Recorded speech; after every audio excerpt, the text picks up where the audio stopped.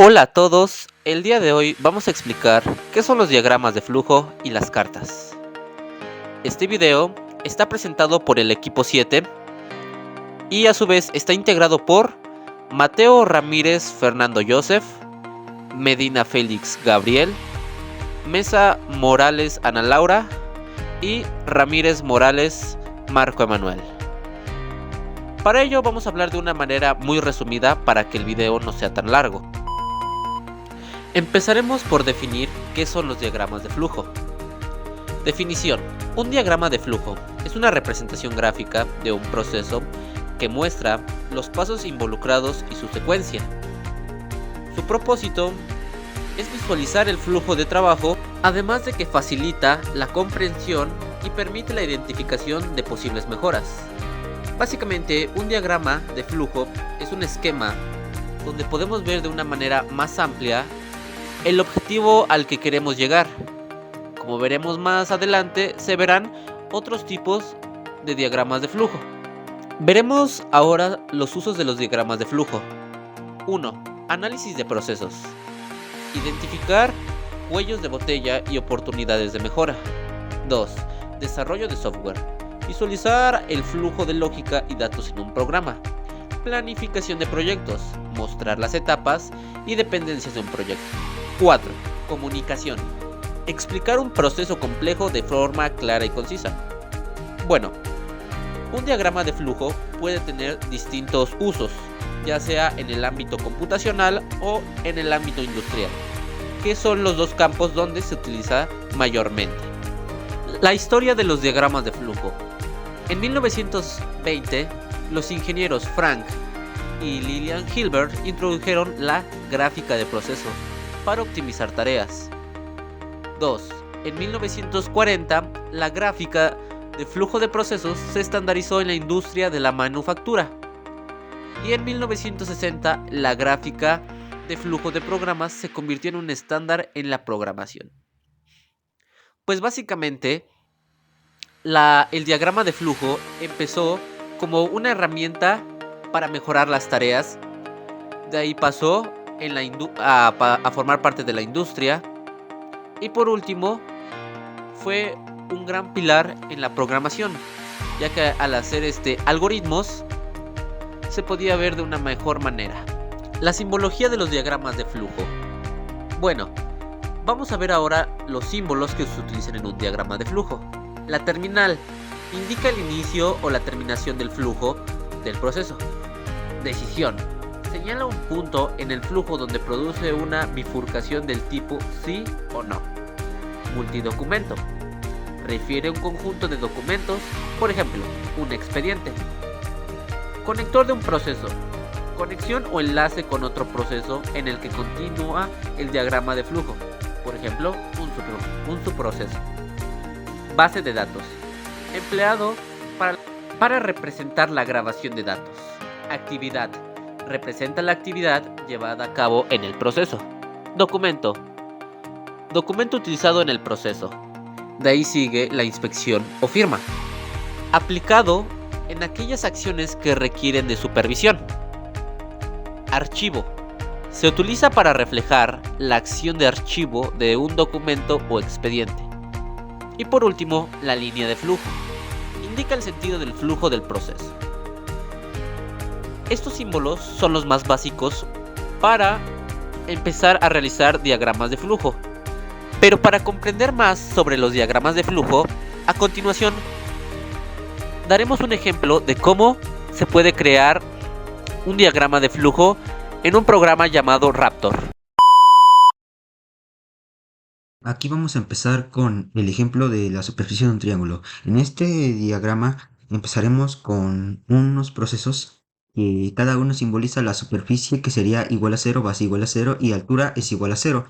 ¿Por qué decimos que es igual a 0? Porque no tienen un valor específico, o sea que le agregaremos el valor más adelante. Aquí el siguiente es una entrada. Aquí proporcionaremos el valor de la base, getBase.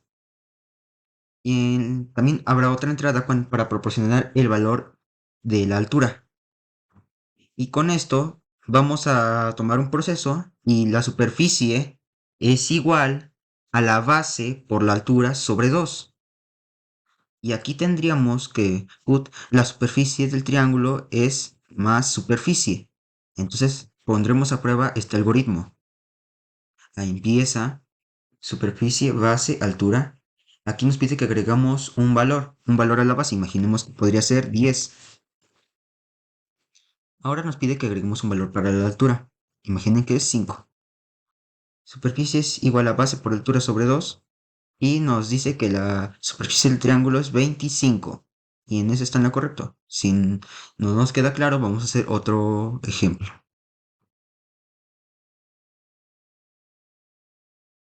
Empezamos, superficie, base, altura. Y ahora agregamos un valor de la base que sería como 50. Y ahora una altura que sea de valor de 25.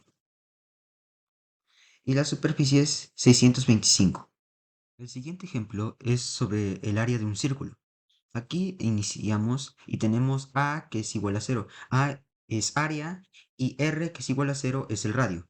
Agregamos un valor al radio que sería getR y para usar la fórmula A por radio al cuadrado. ¿Por qué pi no lo ponemos arriba como con un 0 o otro valor? Es un valor absoluto. Es 3.1416 y así siempre va a ser pi. Entonces aquí vamos a poner que en la salida el área del círculo es más A. O sea que si hacemos el play, start, y ahora nos va a pedir que ingresemos un valor al radio, que podríamos poner 6, hace la suma y el área es igual a 113.0973. Hacemos otro, que sería iniciar de nuevo, y agregamos otro valor que sería, en este caso podríamos usar 21, y nos da como 1385.4424, que sería el área.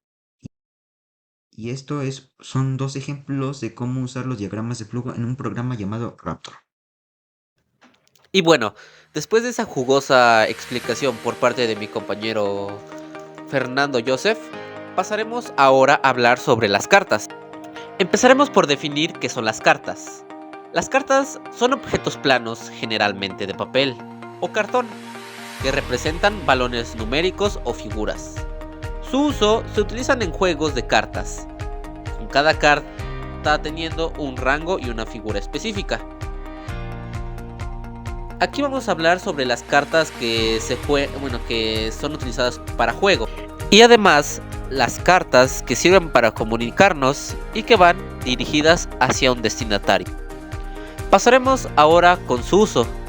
Hay distintos tipos de cartas, las cartas de juego y las que sirven para comunicarnos. La carta ha sido un medio de comunicación escrito desde la antigüedad. El uso de la carta se remonta a más de 4000 años atrás, en las civilizaciones antiguas como lo fueron Egipto, Mesopotamia, Grecia y Roma. Aquí en la antigüedad, la única forma para comunicarse era por medio de cartas, ya que no existían aparatos electrónicos que facilitaran la comunicación. Ahora pasaremos a la historia de las cartas. Estas se desarrollaron en el antiguo Egipto. Primeras evidencias de juegos de cartas con los jeroglíficos. En el siglo IX, la aparición de las cartas de papel en la dinastía Tang de China. Siglo XIV. Introducción de cartas de baraja en Europa, popularizándose rápidamente. Las cartas de juego básicamente se les convirtieron en un vicio principalmente para los europeos, ya que muchos de ellos apostaban grandes cantidades de dinero o incluso viviendas. Las civilizaciones que usaron las cartas. Egipto fue el principal. Alrededor del 2500 a.C. se han encontrado cartas escritas en papiro que datan de la dinastía. Mesopotamia, alrededor del 2000 a.C. se han encontrado cartas escritas en tablillas de arcilla que datan de la época de los sumerios. Grecia, alrededor del 500 a.C. se han encontrado cartas escritas en papiro y pergamino que datan de la época clásica. Roma, alrededor del 100 a.C., se han encontrado cartas escritas en papiro y pergamino que datan de la época republicana. Y en la Edad Media, el uso de la carta se extendió por toda Europa y se convirtió en un gran invento para ello.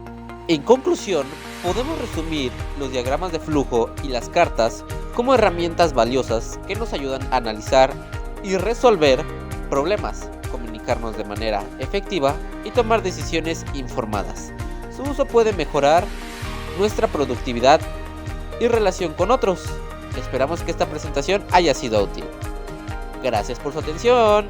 Adiós.